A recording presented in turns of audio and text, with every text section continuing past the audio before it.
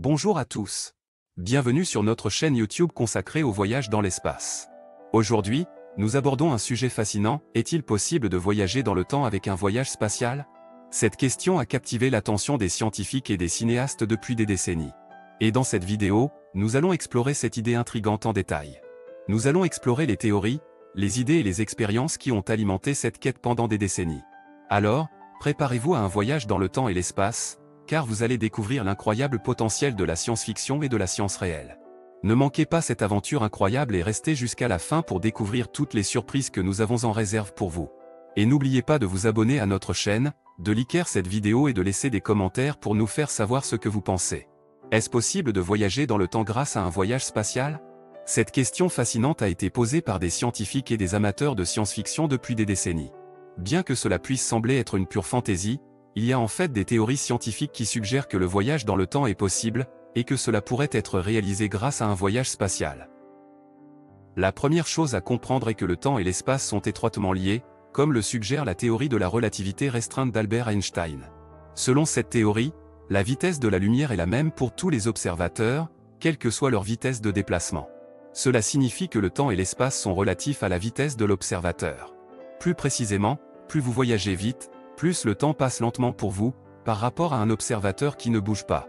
Cela signifie que si vous pouviez vous déplacer à une vitesse proche de celle de la lumière, le temps passerait plus lentement pour vous que pour les gens qui restent sur Terre. Si vous pouviez voyager à cette vitesse pendant un certain temps, puis revenir sur Terre, vous constateriez que beaucoup plus de temps s'est écoulé pour les gens sur Terre que pour vous. En d'autres termes, vous auriez voyagé dans le futur par rapport aux gens sur Terre. Le voyage dans le passé est un peu plus compliqué. Selon la théorie de la relativité générale d'Einstein, la gravité influe également sur le temps et l'espace.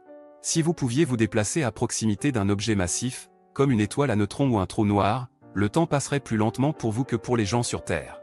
Cela signifie que si vous pouviez vous déplacer assez près de l'objet massif, puis revenir sur Terre, vous constateriez que moins de temps s'est écoulé pour vous que pour les gens sur Terre.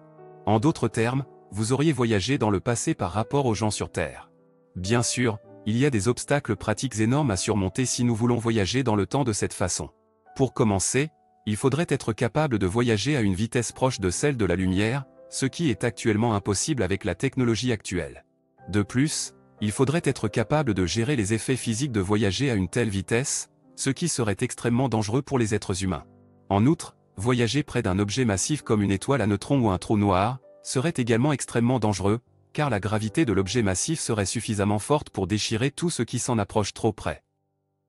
Cependant, cela ne signifie pas que le voyage dans le temps est impossible. Les scientifiques continuent de chercher des moyens plus sûrs et plus efficaces de voyager à des vitesses proches de celles de la lumière, et de comprendre les effets de la gravité sur le temps et l'espace. Qui sait ce que l'avenir nous réserve en termes de possibilités de voyage dans le temps? En fin de compte, la réponse à la question de savoir si le voyage dans le temps est possible grâce à un voyage spatial est de peut-être. Bien que cela reste une pure spéculation pour le moment, il y a des théories scientifiques qui suggèrent que c'est possible, même si nous avons encore un long chemin à parcourir avant de pouvoir y arriver.